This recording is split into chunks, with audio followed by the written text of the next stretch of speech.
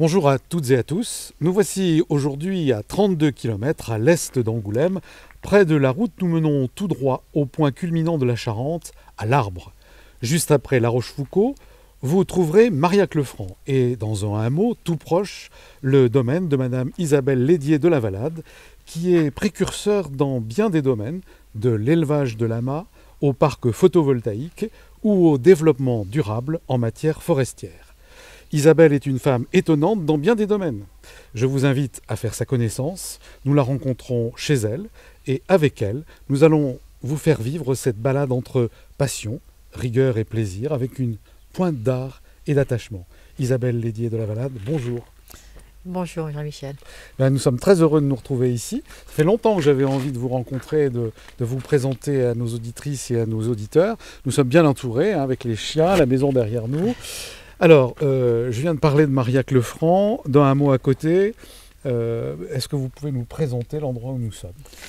Eh bien écoutez, vous êtes sur ma ferme, mon exploitation agricole. J'y suis installée depuis 1981 et j'ai commencé à travailler. Je me suis installée exploitante agricole avec quelques difficultés au départ, puisque les femmes en agriculture et chefs d'exploitation, ça ne marchait pas trop bien. Oui, c'est ça. Et puis j'ai commencé par être bergère. J'avais donc des moutons. Et puis ensuite, dans les années 90, j'ai changé mon fusil d'épaule et j'ai commencé à élever des bovins Highland, race Highland Cattle. Et quelques mois avant, j'avais commencé un élevage de lamas, de camélidés. Et donc aujourd'hui, j'ai toujours des bovins, des lamas et des alpagas sur cette exploitation. Bien. Alors, bergère, c'est aussi un peu étonnant. Est-ce que vous aviez fait des stages pour apprendre ce métier ? Bien sûr, non, j'ai fait des études agricoles, j'ai fait des stages agricoles. J'ai appris le métier et à l'école, on va dire, et ensuite, sur le terrain, quand on s'installe, il faut mettre la main à la pâte. Bien. Et du coup, après les moutons, les bovins sont arrivés. Et j'allais dire du bovin au lama, qu'est-ce qui s'est passé ? Pourquoi pas cet éclectisme, mais cette envie, cette volonté de faire autre chose autrement ? Et pour sortir des circuits classiques de l'agriculture, tout simplement. Ne pas mettre tous ses œufs dans le même panier, ne pas mettre tous ses œufs à la Pâques, on va dire, et avoir des initiatives personnelles, ne pas avoir à tendre la main, mais vivre de son produit. Donc avec les camélidés, ça m'a permis de tenir le coup, parce que le métier d'éleveur de bovins est très dur, très compliqué. Aujourd'hui, c'est pas très brillant. Et écoutez, c'est faire autre chose en parallèle, ça permet de vivre. Bien. Et alors, justement, comment vit-on ? Est-ce qu'on vend ? Je pense qu'on ne les vend pas ni pour la laine, ni pour le lait, etc. C'est plutôt pour peut-être l'agrément. Peut-être j'ai lu quelque part la calinothérapie ou la je ne sais pas quoi dans des maisons de retraite. Je ne connaissais pas le terme de calinothérapie. Non, mais c'est moi qui... Et la zoothérapie, oui. Oui. Effectivement, lama comme alpaga, j'en ai vendu comme animal d'agrément. C'est des animaux qui sont excessivement rustiques, qui vivent dans nos pâturages partout en France et partout en Europe. Ils entretiennent les terrains, ils sont très plaisants, ils ne détériorent pas les sols, ils sont zen, donc c'est un animal que j'ose dire plaisir. Et voilà, donc beaucoup de gens se font plaisir avec ces animaux en achetant ces animaux. D'accord. La laine, effectivement, on ne vit pas de la laine. Enfin, je veux dire, on les tond obligatoirement tous les ans et on vend la laine qui est travaillée également en France. D'accord. Et pourquoi avoir choisi des lamas, par exemple ? Qu'est-ce qui vous a mis sur ce chemin ? Alors, la diversification, je comprends, mais après, il y a des choix. Ça aurait pu être des cochons, ça aurait pu être, je ne sais pas. Alors, les cochons, non, j'aime pas trop, mais bon, ça, c'est un choix personnel. Pourquoi le lama ? Parce que dans les années 90, peut-être vous vous souvenez, on nous a parlé des ronces et des jachères. Oui, des jachères, et les gens absolument. ont fait l'association jachères. Horreur, il va y avoir des ronces partout. Et moi, je recherchais une autre production et mes lectures ont fait que je suis tombée sur le lama qui était un excellent débroussailleur. Donc je dis tiens, et puis là-dessus, j'ai commencé à faire mes recherches, à acheter des animaux et j'ai vendu énormément de lamas pour entretenir des petites propriétés, des sous-bois. Bon, là où l'homme et la machine ne passent pas, le lama fait un excellent travail. D'accord. Donc effectivement, voilà la première raison de cet élevage. Ah oui. Et c'est pas pour la viande, C'était pas j'insiste après bien. avoir été faire un voyage dans les pays Alors, j'en ai fait étrangers. des nombreux Voilà. après, voyages pour me former, effectivement. Ouais. Hein. Je suis allée très souvent en Amérique du Sud et aux États-Unis aussi, pour apprendre le métier de juge, etc. Puisqu'il y a des critères de sélection d'esthétique, on va Mais dire. quand on dit juge, c'est par rapport à cet élevage. Ah, par rapport à cet élevage, absolument. Absolument.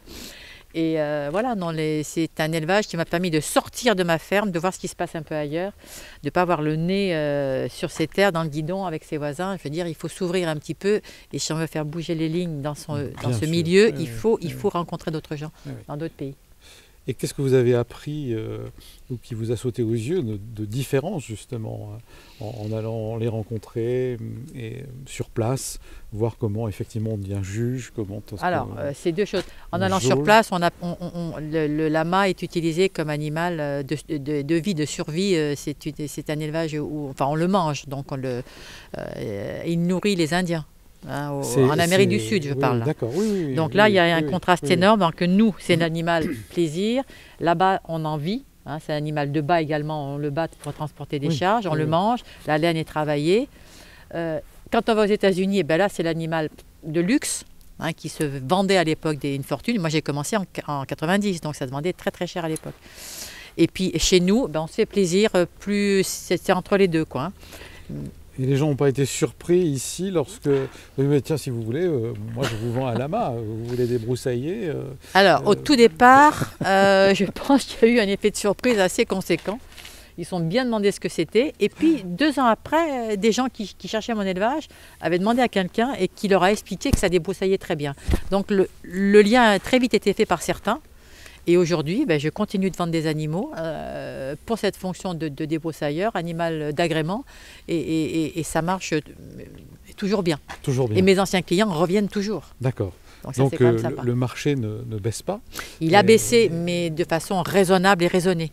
Et pendant ce confinement, est-ce que vous avez constaté une augmentation de gens qui se sont dit tiens, on va profiter de cette période pour s'occuper d'abord peut-être de nos parcelles, de terre ou de terrain autour de chez nous, et puis avoir en plus un lama? Ouais, il y a eu quelque chose. Les gens ont cherché local, authentique, ils ont cherché à se faire plaisir. Pour ceux qui ont l'espace et qui habitent la campagne, bien évidemment. Donc oui, j'ai eu des choses qui se sont passées. Et puis, j'ai eu pas mal de contacts, effectivement. Alors, on va aller voir les lamas. Et moi, j'avais envie de vous demander, quelqu'un qui vient vous voir et qui dit, tiens, je veux un lama. D'abord, est-ce qu'un lama, ça va chez soi? Ou est-ce que le lama va s'ennuyer? S'il est tout seul, il va nous faire une déprime. Et qu'est-ce qu'il faut quand on veut avoir un lama chez soi? Hors de question en d'en dehors avoir du financement à l'achat. Ouais, non, voilà, bon, c'est les critères. Les gens me disent, je veux un lama. C'est juste pas possible. Il en faut toujours 2. Ça commence bien. Oui, ça commence bien. J'ai dit, non, il en faut 2. Je ne laisse jamais partir un animal seul, à moins qu'il rejoigne un autre animal. Oui, c'est ça, je veux dire, si enfin, quelqu'un a déjà un âne ou... Non, même espèce. J'insiste, c'est 2 de la même espèce. Ça, c'est vraiment intéressant ce que vous nous dites. C'est comme un âne, si on lui met une brebis, ça ne va pas le faire. Je veux dire, il faut être... chaque animal, évidemment, il faut qu'il puisse se parler. Si on vous met avec un chimpanzé, ça va être sympa, mais ce ne sera pas la même chose. Oui, enfin, oui. Je vais plutôt être ermite. Je veux dire, il faut être logique. Donc, c'est par paire et ensuite, il faut des assurances. Est-ce que ça demande beaucoup d'entretien? Est-ce que le vétérinaire Très peu d'entretien. Le vétérinaire vient très peu souvent. Il vient pour enregistrer, pucer les animaux. On leur met des puces électroniques. Il y a un registre obligatoire national. Ça, c'est intéressant de savoir ça. Donc, il vient quand les animaux sont assez grands pour mettre une puce et surtout quand ils sont vendus, avant de partir de la maison, ils sont tous identifiés et inscrits sur un registre. Autrement, le vétérinaire vient très peu souvent. Et quand il vient, c'est pas bon signe. Parce que ce sont des animaux qui sont très durs au mal. Vous l'avez dit, ils sont rustiques. Ils ont l'habitude de... Et quand on les voit malades, c'est que c'est grave. Et voilà. Bon, alors maintenant que vous nous avez donné l'eau à la bouche, allons voir ces lamas. L'eau à la bouche, non, on ne les mange pas. Oui, non. Je vous rappelle qu'on ne les mange pas. J'ai dit l'eau, je n'ai pas dit l'animal. Donc, on arrive... alors, ça va de soi, puisque nous allons rentrer dans l'enclos. Il faut une parcelle de combien de mètres carrés pour se dire, je prends un couple de lamas à la maison? Alors, on ne parle pas en termes de mètres carrés, mais on parle en termes d'hectares. Oh merde! Ah oui, d'hectares. Excusez-moi. C'est le chien qui vient de rentrer. Oui, voilà. et le chien, il n'est pas fait pour rentrer. Il n'est pas fait pour rentrer avec les lamas. Donc, viens ici, viens Ils ici. sont d'ailleurs très curieux. Bon, mais voilà, il y a une belle scène, si vous voulez la filmer, celle-là, elle est pas mal. Voilà, c'est le chien face au lama. Voilà, et qui va s'en prendre un coup. Il va Ah oui, tourner ils sont en autour. train de courser le chien. Non, non, C'est le lama non, qui non, course le non, chien. non. Pac, Voilà. Pac, viens ici. On va voir. Allez, viens, viens mon chien, viens, Voilà. viens là.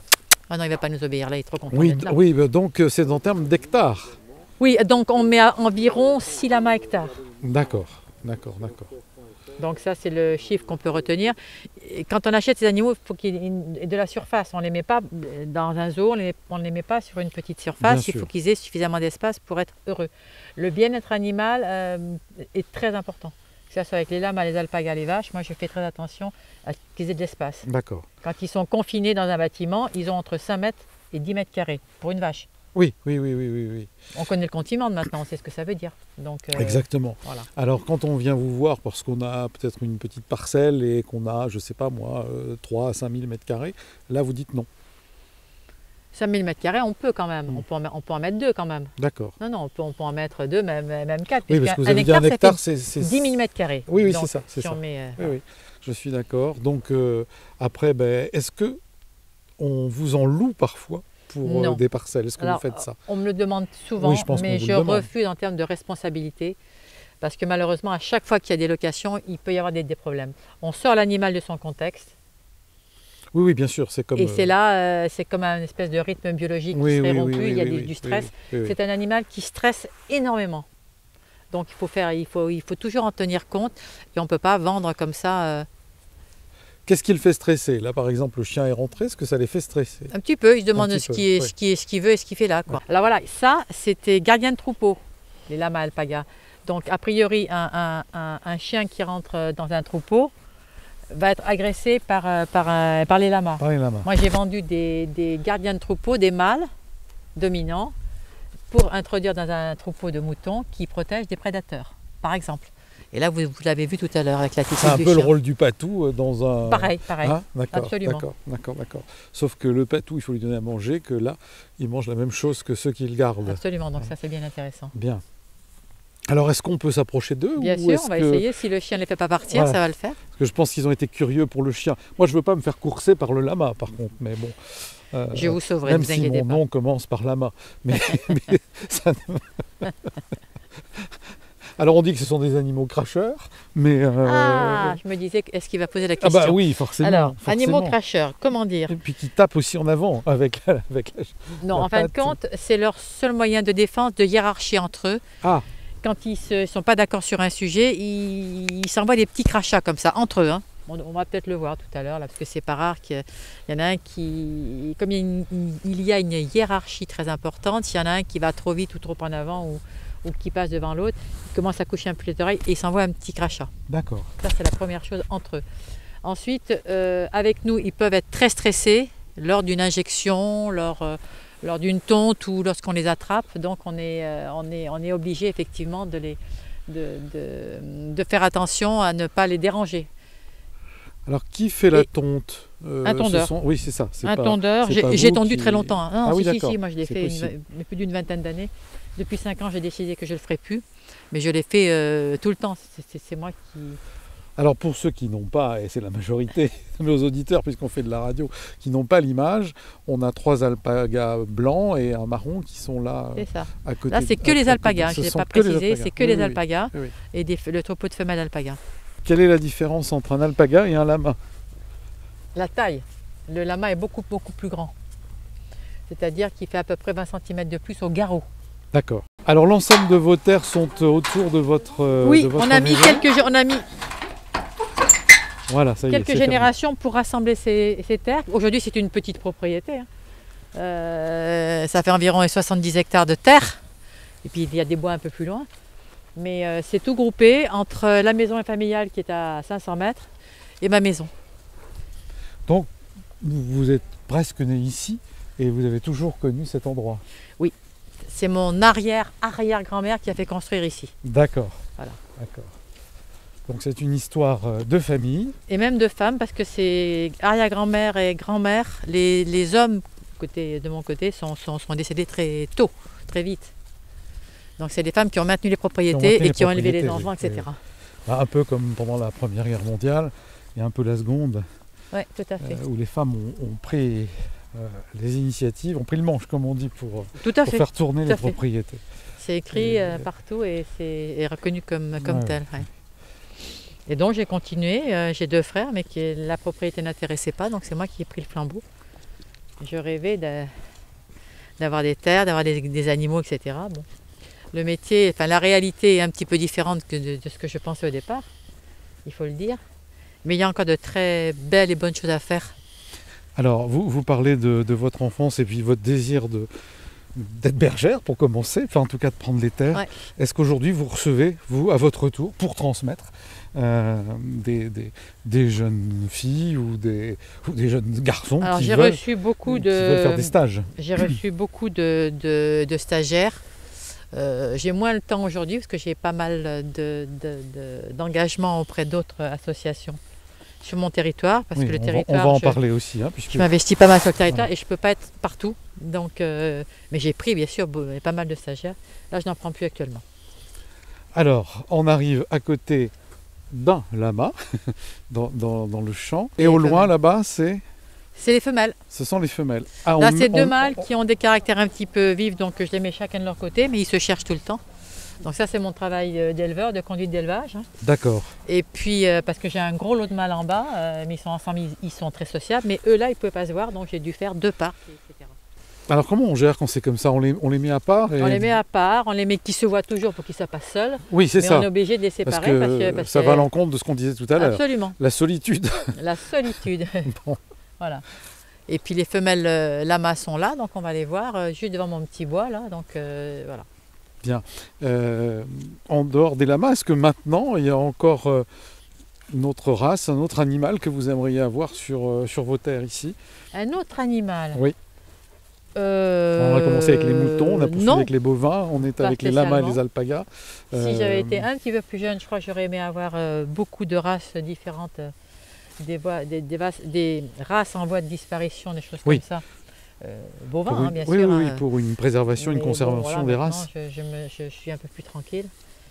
Donc j'ai pas d'autres rêves, parce que quand j'étais beaucoup plus jeune, je me prenais pour Dactari. Donc, Ah vous oui, oui, voyez que d'accord, j'ai oui, quand je même vois- été je vois très bien. raisonnable dans Oui, oui, je vois très bien. dans mes envies. Je vois très bien. Ça, c'est notre génération, n'est-ce pas? Oui, c'est vrai, c'est vrai. C'est vrai, c'est Dactari, oui, oui. Oui, c'est vrai qu'on devrait expliquer ce que c'est, mais ça va parler Oui. à une grande majorité de nos auditrices et de nos J'espère. auditeurs. On n'a pas parlé de Flipper le dauphin, ici ça serait plus compliqué. Non, là, c'est ça. plus. Ou Skippy le kangourou, vous Skippy auriez pu kangourou, essayer le kangourou. C'est Mais ça. bon, là, je suppose qu'il faut Ah, j'y ai pensé des à un barrières. moment, j'y ai Des pensé, barrières. mais Ah, non, voilà, c'est- ça puis ne alors, m'étonne pas. On tombe dans Ça un ne parc m'étonne pas. zoologique et Bon. je ne suis pas trop parc zoologique. Donc. Ben, c'est ça qui est bien, c'est-à-dire qu'on voit les animaux tels qu'ils doivent être dans la nature, Ouais. et non pas pour venir Dans leur leur jeter des élément naturel, cacahuètes. surtout. Voilà, c'est ça. C'est ça. Alors du coup, la Charente est devenue, et cette partie de Charente leur est devenue un élément naturel.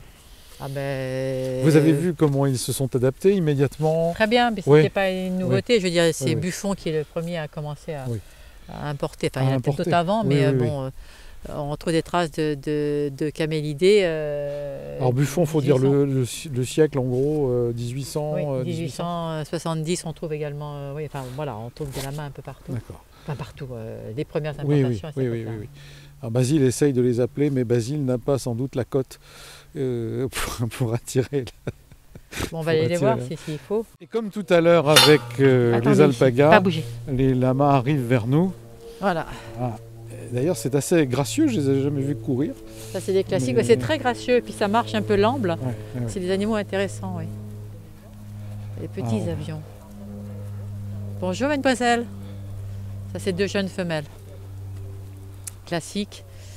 Alors, combien d'animaux naissent sur votre propriété? Il n'y a, Chaque pas année. d- il y a pas de chiffre à donner puisque c'est moi qui dois présenter le mâle aux femelles et ça demande un certain temps de les sortir, de les mettre dans un endroit pour contrôler.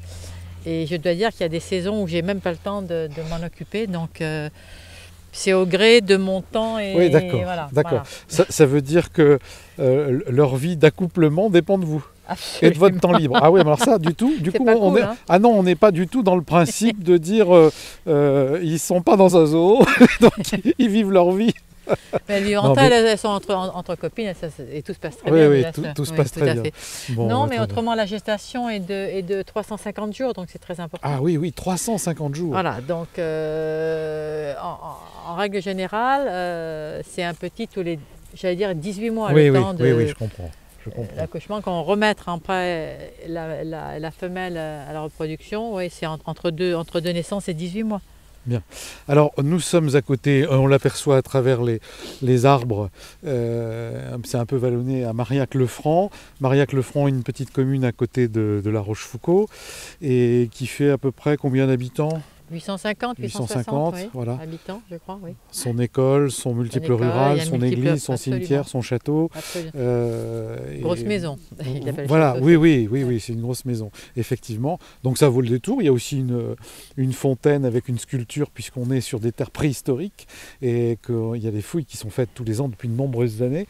Et il y a notamment la fontaine de l'homme de Marillac. Donc ça vaut le détour si vous passez par là. Vous êtes juste à côté. De toute façon, vos lamas, on ne peut pas les rater. On les voit un peu partout.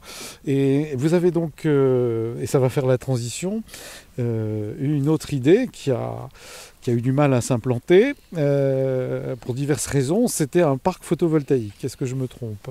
Non, vous ne vous trompez pas. Dans la mesure où donc j'ai eu ce projet en 2009 et il est en train de se réaliser, donc ça aura mis un peu plus de 10 ans pour que le projet aboutisse, on va dire. Mais toute nouveauté bouscule un petit peu. C'est une disruption dans les esprits et ça entraîne des blocages, des choses comme ça. Mais c'est nécessaire à condition que ça soit bien fait, quoi. Alors pour mieux le comprendre, on va se rendre maintenant sur votre parc photovoltaïque. À tout de suite. À tout de suite. Alors Isabelle Lédier de La Valade, nous voilà maintenant, comme on le disait tout à l'heure, on était auprès des lamas et qu'on venait sur votre parc photovoltaïque. Nous y sommes. Alors, même question, qu'est-ce qui vous a pris, même si c'est dans l'air du temps, d'installer un parc photovoltaïque sur vos terres? Et puis j'ai dit tout à l'heure, quand nous avons quitté les lamas, que ça n'avait pas été si simple.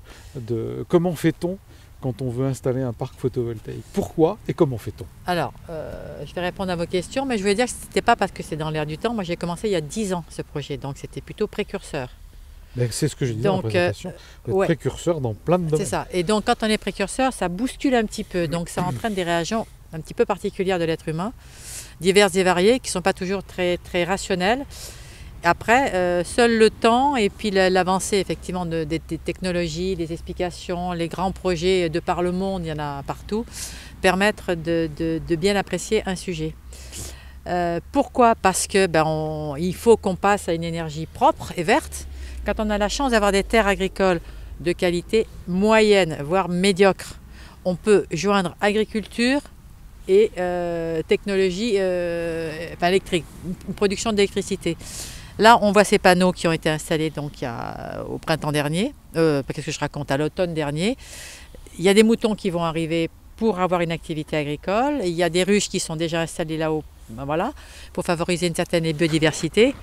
Le photovoltaïque, c'est un projet d'intérêt plus général. Quand on est agriculteur, moi j'ai eu l'impression de travailler pour moi à un moment. Et là, j'ai l'impression que c'était un projet de société et qui allait pouvoir faire plaisir et permettre aux gens de s'alimenter localement. Même si on sait aujourd'hui que ça part sur un réseau, etc. Dans les 10 années à venir, ça va évoluer. Voilà. Ça part de chez vous, ça part dans les fils. Voilà. Et ce n'est pas uniquement égocentrique. En même temps, il y a sans doute un intérêt d'installer ça. Vous aviez dit tout à l'heure, on ne met pas tous ses œufs dans le même panier. Non, mais c'est surtout la volonté de faire autre chose avec des terres. C'est ça, en sachant que des panneaux tels qu'ils sont installés là, tels que vous le voyez, ce sont des pieux. Des simples pieux qui sont enfoncés. Il n'y a pas d'artificialisation. C'est ça. Il n'y a pas de béton. Il n'y a pas de béton. Voilà. D'accord. Ou ponctuellement, s'il y a un truc qui ne va pas à un endroit. Oui. Donc cette technique-là, oui. Et qui permet de travailler. On peut passer un engin, nous on passe des engins dessous pour entretenir, si nécessaire. Et un animal pour avoir une production ovine, en l'occurrence, c'est la plus facile. On pourrait très bien avoir des poules. J'ai vu des cervidés l'autre jour en Allemagne. On peut faire tout un tas de productions, évidemment maraîchage, si ça le permet. On peut faire plein de choses. Le tout, c'est de faire bouger les lignes et d'oser faire autre chose. Comment fait-on alors quand on a décidé et qu'on a eu, par combien de strates doit-on passer? Enquête publique, etc. Parce qu'on va vous dire, mais ça va... C'est d'une longueur, d'une lenteur, surtout dans les premiers tels que je suis partie moi, le temps que l'administration comprennent, étudient et qu'on s'accorde et que ça avance, que les syndicats de droite, de gauche soient pour, soient contre, etc., que le local comprenne le pourquoi du comment, il faut des années. Aujourd'hui, c'est plus facile. Ceux qui, à la limite, étaient contre hier sont pour aujourd'hui. Alors justement, voilà, quelles donc ont le été facteur les humain. réticences? Ça va gâcher le paysage? On va mettre de la ferraille et des panneaux? Non, vous c'était allez pas nous dire ce trop. qu'il y a Alors, dedans, mais, sur ce projet-là, sur mon projet, sur d'autres projets, je ne suis pas pour tous les projets photovoltaïques, et loin s'en faut. Lorsqu'on doit défricher 1000 hectares ou 13 hectares dans certains lieux, je ne suis pas du tout favorable, par exemple. Mais quand les terrains sont bien choisis, pourquoi les gens se bloquent? Je crois que c'est surtout parce qu'ils ont été bousculés. Donc ça interpelle. Et ils n'aiment pas être. Voilà. Et après, aujourd'hui, ils sont tous plutôt assez contents. Enfin, moi, le nombre de gens qui ont soutenu le projet au départ, mais qui l'expriment aujourd'hui, c'est quand même très, très, très conséquent. D'accord. Ils vous ont pas dit ça va faire moche, ça va briller au soleil, ça va cacher la verdure? Ah, mais alors le vous avez dû nombre entendre de d'inepties, tout. C'est pour ça que les je inepties, voulais ça va siffler, ça va inonder. Il n'y aura pas d'herbe sous les panneaux, mais vous n'avez qu'à voir s'il n'y a pas d'herbe. Il n'y aura pas ci, il n'y aura pas là. Mais à la limite, c'est normal, le temps qu'on comprenne, qu'on voit, qu'on vérifie pourquoi et qu'est-ce qu'il en est. Après, c'est à nous, effectivement, de continuer derrière et de montrer qu'on va faire autre chose. Et ces terres ne vont pas être surexploitées. N'oublions pas qu'il y a beaucoup de terres qui sont complètement au bout et stériles en France et ailleurs. Là, celle-là, ça ne risque pas. Mais encore une fois, le photovoltaïque, oui, à condition de le faire bien, ou en tout cas de façon bien étudiée, et pas sur des belles terres à céréales, on est bien d'accord. Alors vous vous êtes dit, tiens, on va faire du photovoltaïque, ça a mis 10 ans, mais vous avez dû chercher, vous renseigner, voyager, Oui, sans doute, comme beaucoup. vous avez fait pour les lamas et Oui. autres, et savoir quelle matière ça contient. Est-ce que ça va pouvoir polluer à un moment ou pas? Alors, les panneaux ont fait d'énormes efforts, et entre cette parcelle-là, parce qu'il y a 5 parcelles sur mon projet, ces panneaux-là et ceux qui vont être mis dans quelques mois, nous en sommes à la 6e génération, je crois. Donc ça évolue très très vite en termes de rendement électrique, de capacité, donc c'est quelque chose qui évolue. Si vous vouliez parler du retraitement de ces panneaux, par exemple. il y a une filière qui existait, qui maintenant est parfaitement opérationnelle. N'oublions pas que c'est de la silice. D'accord. Alors, vous nous disiez que vous aviez entendu évidemment plein de choses, et je vous demandais à combien sont enfoncés ces piquets finalement. Piquets sont enfoncés à 1,20 m. 1,20 m. 1,20 m. Donc ça veut dire que, j'allais dire presque à la différence des éoliennes, on a un bloc de béton énorme et un impact visuel très très important. Là, on est sur quelque chose qui n'abîme pas la terre et qu'on peut déplacer facilement. Oui, au cas où absolument. un jour, Oui. et donc recycler, vous nous le disiez. Tout à fait, les panneaux, ces oui. panneaux. Bon. Et je vous demandais donc comment vous avez fait votre étude, et ça a mis 10 ans, vous dites, pour aboutir ce projet. Et vous dites également que ça a fait beaucoup de progrès oui, entre l'installation d'ici et ce que vous allez installer sur les futures parcelles. Tout à fait. Si ce projet s'était réalisé il y a 10 ans, j'aurais pas les mêmes structures. J'aurais des choses qui empêchaient de passer dessous parce qu'elles sont plus légères, mais c'est plus croisé. Enfin bref, c'est une des structures qui sont plus contraignantes pour pouvoir entretenir sur les panneaux. Ces structures-là sont vraiment bien, très costauds, et on peut faire quelque chose dessous, passer dessous en tout cas. Et en termes de panneaux, je parlais des panneaux tout à l'heure, oui. C'est les panneaux qui évoluent terriblement. Les panneaux qui sont mis là sont des First Solar, donc ce sont des panneaux américains. Et les suivants sont encore différents. D'accord. Et ça veut dire qu'ils sont fabriqués aux États-Unis? Oui, tout à fait. D'accord. Il n'y a pas encore de... disons qu'il y a eu une filière française il y a 10 ans, c'était parti, hein, et tout est tombé à l'eau quand le gouvernement a mis un frein drastique sur l'implantation de photovoltaïque. Donc toutes les structures ont coulé, on va dire. Et ça remonte, là, il y a des structures qui arrivent dans la Vienne, notamment, je crois qu'il y en a une, et puis probablement du côté de Bordeaux, etc. D'accord. Alors ça y est, le parc est installé. Maintenant, vous vendez cette électricité à EDF. Comment Alors moi, je travaille avec une structure. Hein. Moi, je ne fais que louer mes terres. Ah d'accord. Moi, je loue mes terres parce qu'effectivement, c'est des projets qui représentent quand même quelques millions d'euros. C'est ça, que je n'avais pas en stock, là. L'investissement... Même en vendant. Donc, c'est une structure à qui je loue mes terres, qui investit et qui font travailler après des sous-traitants pour installer les panneaux et enfoncer les piquets. Alors, le jour où nous sommes là, où nous enregistrons, il y a des gens qui sont ici pour s'occuper de la maintenance. Donc, absolument. C'est cette société qui vient vérifier, mesurer, faire tout ce qui... Bon, qu'ils ont évidemment des systèmes qui leur permettent de contrôler si des panneaux marchent pas, si c'est bien branché, si je ne sais, enfin plein de choses que je ne connais pas. Je suppose que même à distance, ils peuvent. Distance. On a des systèmes de caméras également qui sont pour surveiller un petit peu l'accès du site. Donc effectivement, tout est bien Alors, organisé. vous avez vu que vous avez fait des émules dans cette communauté de communes ou autour Alors, je ne sais pas si j'ai fait des émules dans la communauté de communes. Je sais que je suis très sollicitée sur le département. On me demande comment, pourquoi. Bon, je donne ma propre expérience. Oui, ensuite, il y a des projets qui vont se faire. Le tout, encore une fois, c'est que ça se fasse sur des terres qui le méritent, c'est-à-dire de faible qualité agronomique, qu'on ne soit pas obligé de défricher sur 10 ou 11 hectares, ou bref, il faut faire ça de façon intelligente. On n'est pas là pour détruire des parcelles agricoles qui pourraient servir à un jeune ou à un moins jeune d'ailleurs. Voilà. Et qui donne au final le feu vert pour installer... Tout à fait. Bon, c'est très compliqué, il y a des enquêtes publiques bien sûr, il y a des validations de commissions agricoles départementales, il y a la DREAL, il y a la DRA, il y a tout un tas d'organismes, il y a les pompiers, la liste est longue. Quand je dis longue, il y en a 2 pages de personnes qui donnent leur avis sur ce genre de projet. Ça ne se fait pas comme ça, quoi. Voilà. Bien, donc Et c'est le préfet qui valide le projet. C'est ce que je voulais dire. Celui qui valide, c'est le préfet. Le seul chef, et c'est le préfet, absolument. Alors maintenant on va passer complètement à autre chose. Il faudrait pas que nous nous tournions vers la rangée de sapins qui sont là. Plutôt vers les feuillus, je préfère les feuillus. Mais moi aussi, mais bon voilà, donc on va regarder les feuillus. Parce que vous le disiez quand nous étions près des Lamas, vous êtes très occupé, vous intervenez dans pas mal d'associations et notamment de sylviculture. Oui, j'ai... dire la culture de la forêt, entre guillemets. C'est ça. Parce que Sylvie, Sylvain, Absolument. La forêt en lettres.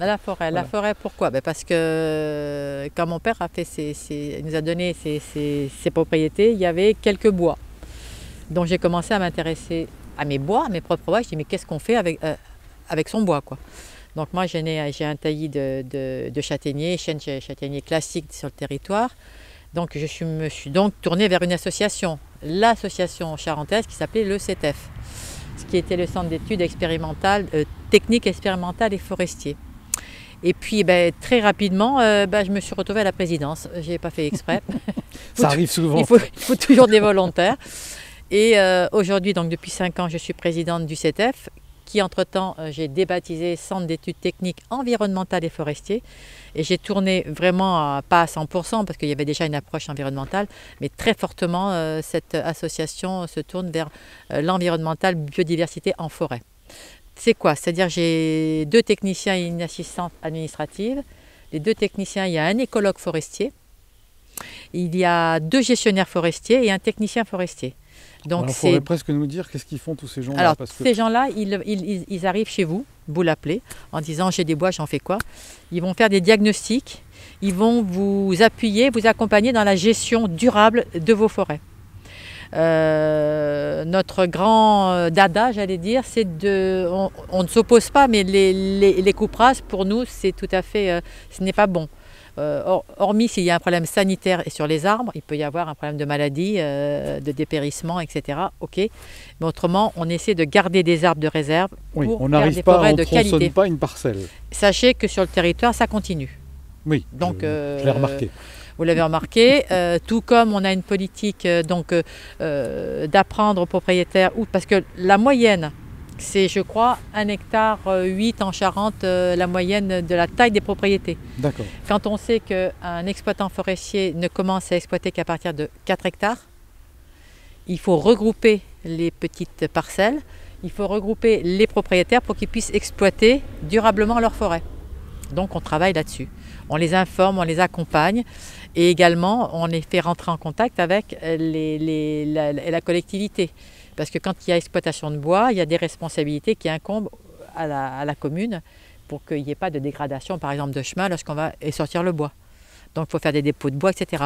Mais ce n'est pas le petit propriétaire qui a 1 hectare qui va pouvoir construire une piste forestière pour lui seul. Oui, il y a même voilà. des Donc nous, on est là pour regrouper. Ça. Voilà, tout à fait. Donc on essaie d'expliquer tout ça, on faire accompagne. en sorte qu'il y a un vrai potentiel de bois à traiter ensemble. C'est ça. Alors, ça ne doit pas être si simple de mettre des propriétaires à discuter ensemble, Eh bien, d'autant qu'ils peut-être ils ne se connaissent même pas et certains ne savent même pas qu'ils sont propriétaires. Certains ne savent pas qu'ils sont propriétaires. L'âge moyen avoisine 80 plutôt ans. 80 ans. Oui, oui, bien sûr. Donc voilà, donc nous ce qu'on essaie de faire, c'est qu'il y ait des passeurs de savoir, c'est que ces gens-là initient leurs enfants d'abord et leurs petits-enfants.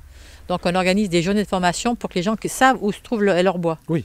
Donc sur Connaissent une le demi-journée, terrain, oui. voilà, ils prennent rendez-vous, on leur fait la cartographie, on leur explique.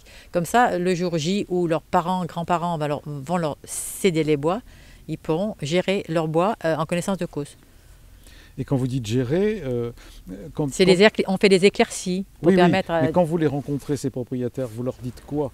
On va s'occuper de votre bois, c'est peut-être plus ou Non, on moins leur bien propose pris, de faire un diagnostic de leur bois. On leur explique qu'il y a un massif, sur Tapona par exemple. Actuellement, on étudie un massif de 120 hectares. Il y a 57 propriétaires. C'est ça. C'est ça. Donc, et sur ces 57 propriétaires, bon, ça fait un lot. Tout autour, il faut des places de dépôt de bois. Donc, notre rôle, c'est de contacter les 57 propriétaires, leur dire qu'on va faire une opération de gestion durable, et j'entends bien.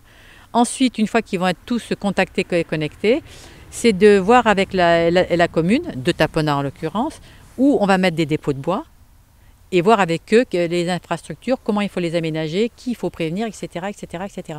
C'est long, c'est très long, c'est très intéressant, mais ça intéresse tout le monde parce que la forêt, c'est d'intérêt général. Un maire ne peut pas dire c'est du privé, je ne m'en occupe pas. C'est pas possible de dire ça aujourd'hui. On sait tous que la forêt, c'est ce qu'il y a de plus sensible. On en parle tous les jours, à toute heure, sur nos ondes et dans nos magazines. Il faut la gérer durablement. Et donc cette association, comment dirais-je, elle fait tout pour que les propriétés soient gérées durablement et qu'il n'y ait pas des grosses entreprises qui arrivent pour tout couper. Oui, c'est ça. Parce qu'en fait, on est un rempart contre voilà. des entreprises qui font du très bon travail, certes, mais attention aux grosses machines qui détériorent les sols et qui peuvent au final ne pas faire que des bonnes choses. On a bien compris, on ne coupe pas tout. Qu'est-ce qu'on coupe en priorité? Enfin ça, il faudrait peut-être voir avec des spécialistes. Mais, on verra avec les techniciens. Voilà. On coupe ce qui est bon à couper. On ne coupe pas des chaînes de 30 cm, ce qui se passe régulièrement partout, et ce qui est fort dommage, quoi. Il faut garder des arbres pour faire du bois d'œuvre un jour. Bon, après, on peut aussi en couper de 30 cm s'il ne le mérite pas. Après, c'est le travail d'éclaircie, de marquage qui est fait dans les parcelles pour garder le meilleur. Et après, si le propriétaire veut faire son bois de chauffage? Bien sûr, c'est tout à fait possible. Alors, vous allez lui dire, attention, ne coupez pas celui-là, coupez plutôt celui-ci. Ça, c'est notre travail. On vient, on marque. Vous l'accompagnez? On l'accompagne, on marque. Pas. C'est-à-dire, s'il veut couper, il coupe. Ah bah, il fait ce qu'il veut. On peut très bien ne jamais couper une parcelle. Voilà, c'est ça. D'un point de vue biodiversité, c'est parfait. Ça fait des îlots de sénescence, il n'y a aucun problème, au contraire. Pour la biodiversité, c'est très bien. On ne peut pas faire que ça, bien évidemment. Mais écoutez, on arrive au terme de cette émission. Je pense qu'on a encore plein de choses à apprendre. Comment est-ce qu'on peut faire le lien entre ces trois projets? J'allais dire les alpagas lamas, les bovins, le photovoltaïque, la sylviculture. Qu'est-ce qui fait courir Isabelle Lédier de la Balade finalement? Qu'est-ce qui me fait courir? Beaucoup de choses. Bon, d'abord un intérêt pour mon territoire important. Je n'attends pas que ça vienne des autres. Je fais moi-même ce que je peux faire, y compris m'investir dans des commissions départementales bien sûr. Mais sur son territoire, on a tous moi j'ai le devoir de m'investir à minimum, ayant une propriété, donc des terrains, donc forcément. Même si c'est un bien propre, c'est d'intérêt général que de bien gérer notre territoire. Enfin, en tout cas, essayer. Et que les gens se comprennent et ne s'opposent pas. C'était un petit peu ce que je voudrais dire. J'allais dire, c'est faire un peu communauté de façon nouvelle. Complètement. Et les choses changent. Vous le sentez, ça oui. Enfin, moi, les jeunes, j'ai deux fils qui ont 30 et 35 ans. Oui. Il est évident que les états d'esprit ont complètement changé. Et c'est pas fini. Je pense que les jeunes qui nous regardent, là, il n'y a pas de problème. Qui filment et qui prennent le son. Filment et qui enregistrent tout. Prennent de la graine. Non, mais ils sont là. C'est eux. Là. Nous, on est une génération qui a fait beaucoup de bêtises. Voilà, tout ce que je peux dire. Mais maintenant, il n'est jamais trop tard pour s'y reprendre. pour Eh ben, prendre. ça sera le mot de la fin. Merci de nous avoir reçus sur vos terres, de ce beau témoignage, et je suppose qu'on vous retrouvera un de ces jours. Est-ce que vous écrivez, est-ce que vous communiquez? J'ai quelques articles qui paraissent, mais je Oui. n'écris pas Mais moi-même. vous n'écrivez pas? Non, Eh ben, là, j'ai pas le temps.